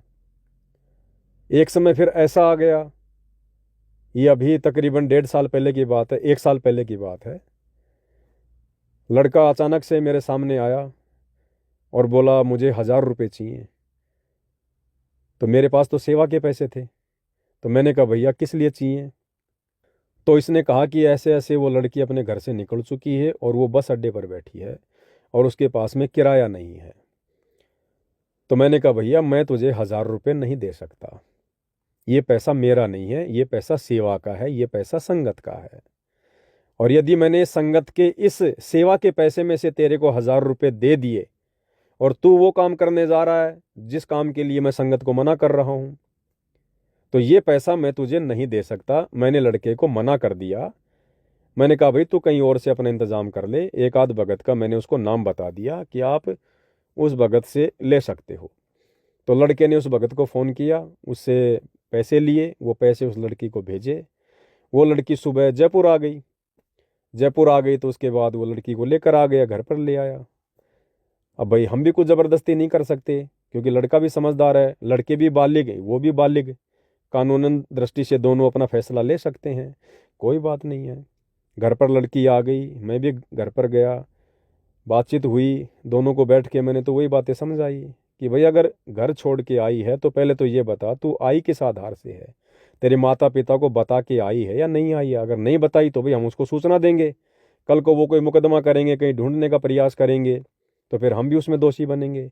तो उसने कहा कि मैं सर्वसहमति से आई हूँ, माता पिता मेरी शादी कहीं और करना चाह रहे थे, मुझे वो पसंद नहीं था, मेरा यहाँ इस लड़के से बातचीत हो रही थी, मैंने घर वालों को साफ साफ मना कर दिया। तो घर वालों ने मुझे कहा कि भाई फिर तू इस घर में नहीं रह सकती, तू उसी के पास जा। तो फिर मैं घर वालों से सब बातचीत करके फिर मैं यहाँ आई हूँ। फिर आगे चलकर उनके घर वालों से भी बात करवाई गई, हमने भी बातचीत की, वो भी सहमत थे कि ठीक है साहब, इसने जो फैसला ले लिया वो ठीक है, हमें कोई दिक्कत नहीं है। तो कहने का मतलब है, मैंने अपने लड़के की कहीं कोई रमेणी की बातचीत नहीं की, कोई शादी की बातचीत नहीं की, यानी मेरी इच्छा नहीं थी। लेकिन माता पिता के ना चाहते हुए भी उस लड़के की रमेणी उस लड़की से होनी थी, वो संस्कार उसके भाग्य में लिखा हुआ था, तो उसका संस्कार जुड़ गया। हालांकि बहुत अच्छी आत्मा घर में आई है, ऐसी कोई बात नहीं है, परमात्मा की भक्ति कर रही है, और भक्ति लड़का उसको पहले से ही करवा रहा था, यानी 2-3 साल से उनका अफेयर चल रहा था, केवल मोबाइल पे बातचीत होती थी, वैसे वो कभी नहीं मिले थे। तो लड़का उसको यही कहता था, देख हमारे घर में तेरे को रहना है तो ये हमारी भक्ति है, हमने ऐसे ऐसे नाम ले रखा है। तो लड़का उसको 3 साल से ही आरतियाँ भी करवा रहा था, आरतियाँ भी उसको भेज रखी थी। तो जैसे वो लड़की घर पे आई और जब हमने संध्या आरती की तो मुझे बड़ा आश्चर्य हुआ, वो सारी संध्या आरती उसको याद है पूरी कंप्लीटली, सुबह का नित्य नियम पूरा उसको याद है, रमेणी उसको पूरी याद है, सारी नियम मर्यादा उसको याद है। तो मुझ पवन दास के लिए किसी भी प्रकार से कोई बाधा उत्पन्न नहीं हुई। तो कहने का मतलब ये है भाई और बहनों, देखो मेरी कोई इच्छा नहीं थी, लेकिन उसका संस्कार भगवान ने जोड़ रखा था, तो मुझ पवन दास के ना चाहते हुए भी वो संस्कार जुड़ गया। तो बहन, यदि आपका संस्कार परमात्मा ने कहीं जोड़ रखा है तो आप टेंशन मत करो, आप चिंता मत करो, आप किसी भगत भाई से, अपने गुरु भाई से अपनी रमेणी की बातें करके मर्यादा मत तोड़ो, अपने कर्म खराब मत करो। अगर भगवान ने आपका संस्कार जोड़ रखा है तो समय आने पर ऑटोमेटिक आपकी रमेणी हो जाएगी, सारे काम सेट हो जाएंगे, आप अपनी तरफ से कोशिश ना करो। बाकी देखो आपके अपने संस्कार, परमात्मा की मर्जी, दास इसमें ज़्यादा कुछ नहीं कह सकता। दास ने वही विचार आपको बताए हैं, आपके सामने रखे हैं, जो गुरुदेव की शिक्षाओं में है, जो गुरुदेव की मर्यादाओं में है। बाकी भाई मोक्ष प्राप्त करना है, वास्तव में अपना आत्म कल्याण करवाना है, काल के बंधन से छूटना है, तो सतगुरु कभी भी सीधे सीधे शब्दों में नहीं कहेगा कि इस पंथ में रमेणी मत करो। अगर सतगुरु ने यह नियम लागू कर दिया जो कि सर्वप्रथम लागू करने योग्य है, अगर सतगुरु ने यह नियम लागू कर दिया होता तो हम तुच्छ बुद्धि जीव कभी भी सतगुरु की भक्ति को स्वीकार नहीं करता कि ये नया बाबा आ गया, ये तो कह रहा कि बच्चों की शादी भी मत करो, शादी विवाह मत करो, बच्चे पैदा मत करो। तो भैया सतगुरु ने क्या करना है क्या नहीं करना है, अपने सत्संगों में सारी बातें उन्होंने वाणियों के माध्यम से बिल्कुल लिखी हुई हैं, बता रखा है, केवल हमने समझने की देर है। अरे असंख्यों युग बीत गए हमारे को ये बकवाद करते हुए, बच्चे पैदा करते हुए। परमात्मा कहते हैं ये आवन जान बखेड़ा, यहाँ कौन बसावे खेड़ा। अरे हमारे नाम के ना जाने गांव के गांव बसे हुए हैं, शहर के शहर बसे हुए हैं हमारे नाम के।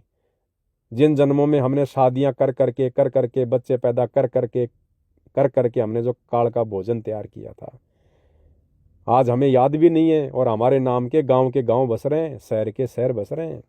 क्या कर लिया हमने वो बच्चे पैदा करके? मरने के बाद हम गधे बने, हम कुत्ते बने, शुअर बने। क्या वो उन बच्चों ने हमें बचाया? किसी जन्म में हम सेठ थे, हम राजा थे, हमने कितनी शादियां की, कितने हमने बच्चे पैदा किए। अगला जन्म हमारे को ऐसे गरीब के घर में मिल गया, हमारे ऊपर जन्म लेते ही जो है माता पिता का कर्जा हमारे सिर पर आ गया। क्या वो पिछले जन्म वाले बेटा बेटी क्या हमारा कर्जा उतारने आए? पता भी नहीं। तो भाई और बहनों, ये झगड़े ये लफड़े हमने असंख्य युगों से असंख्य बार किए। इनका रिटर्न क्या मिला? हमें इनका हमें इनका प्रतिफल क्या मिला? हमें इसका फायदा क्या मिला? वो चीज देखो। तो ये जो जन्म है, ये जन्म तो हमने अपने आप को जीवित मारना पड़ेगा, जीवित मारना पड़ेगा, हमने जीवित मरना पड़ेगा हमने। जैसे गुरुदेव भगवान कहते हैं ना कि कोटि शीश तूने दे दिए यमराजा की फेट, कि हे नादान प्राणी, तूने करोड़ों मनुष्य जन्म बर्बाद कर दिए इस काल के चक्कर में पड़कर, इसकी बकवादों में पड़कर।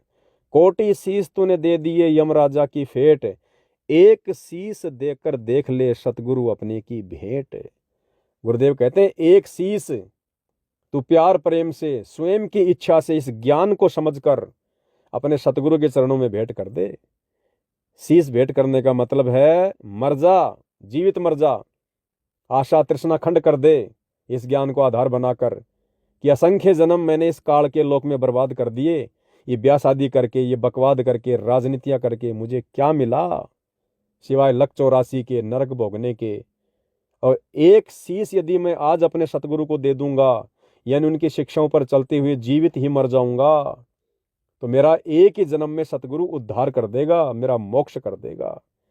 और वैसे भी भाई और बहनों, ना तो किसी शास्त्र में लिखा हुआ, ना ये विज्ञान कह रही कि यदि आप शादी नहीं करोगे, आप स्त्री के साथ बकवाद नहीं करोगे, सेक्स नहीं करोगे तो आप मर जाओगे या आपके शरीर में फोड़े पड़ जाएंगे। कहीं लिखा हुआ है क्या?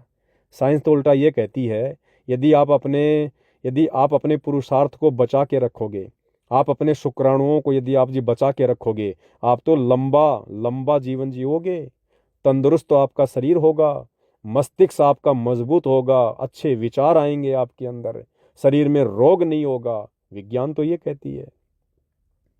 और वैसे भी भाइयों और बहनों, असंख्य जन्म मिले हमें, असंख्य जन्मों में हमने हर प्रकार के जन्म पाए हैं। हमने जो है नपुंसक के भी हमने जन्म प्राप्त किए हैं, हमने किन्नर के भी हमने जन्म प्राप्त किए हैं। बताओ उस समय फिर क्या हुआ होगा? तो ये सोच लो, ये जन्म भी हमारा किन्नर का ही है। इस भक्ति मार्ग में आने के बाद पहले चाहे हमने कितनी बकवाद कर ली हो, ये जन्म भी सोच लो हम हिजड़े हैं, हिजड़े, हम किन्नर हैं, हम किन्नर। ये सोचकर ही सतगुरु के चरणों में पड़े रहो, इस मन की बकवादों से दूर बने रहो। बाकी भाई बकवाद करने वाला ना आज से पहले कभी पार हुआ, ना आगे कोई पार होगा। ये सतगुरु ने बिल्कुल क्लियर कर दिया, क्योंकि काल ने यही बकवाद करनी चाहिए थी, की भी नहीं थी, ये बकवाद करनी चाहिए थी। और इस बकवाद को करने की जब उसके मन में आई, उसने प्रयास किया, तो सतगुरु ने सतलोक से धक्के देकर निकाल दिया। तो अब ये जो भक्ति मार्ग है सतगुरु रामपाल जी का, ये सतलोक समझ लेना, सतलोक। और इसके मार्ग में आने के बाद ये बकवाद करना तो दूर, यदि हमने इस प्रकार की बकवाद करने की भी सोची, मन में कोई इच्छा रखी, तो भाई ये सतगुरु हमें सतलोक में नहीं लेकर जाएगा। इस बात को सतगुरु कहते हैं, कहीं अपने दिमाग में कहीं जो है पल्ले गांठ लगा ले, ये परम सत्य है।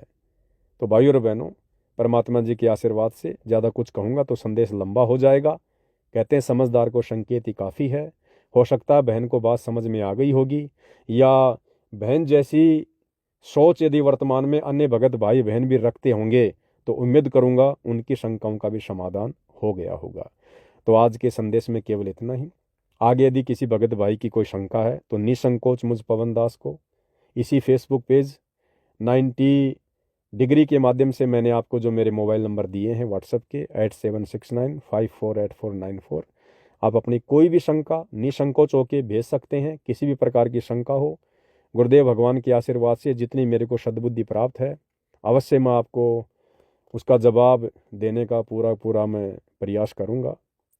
और उम्मीद करूँगा आप इन बातों को हल्के में ना लेकर सतगुरु के ज्ञान आधारित वचनों से मेल करके आप अपने जीवन में लागू करोगे, ताकि हमारी भक्ति बने और सतगुरु हमसे प्रसन्न हो और हमारा इसी जन्म में आत्म कल्याण हो।